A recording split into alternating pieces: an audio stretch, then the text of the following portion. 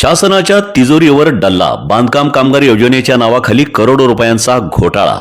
पंढरपूर तालुक्यातील मौजे नारायण चिंचोली येथील एका एजंटचा धक्कादायक कारनामा.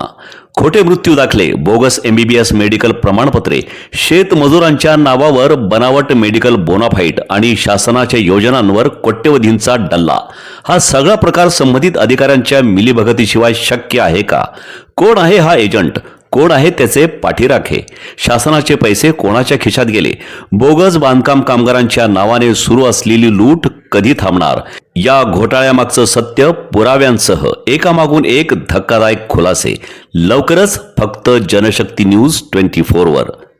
सोलापूरकरांनो, आनंद, उत्साह आणि धमाल घेऊन आली आहे मनोरंजन नगरी. लहान मुलांसाठी खास ऑफर.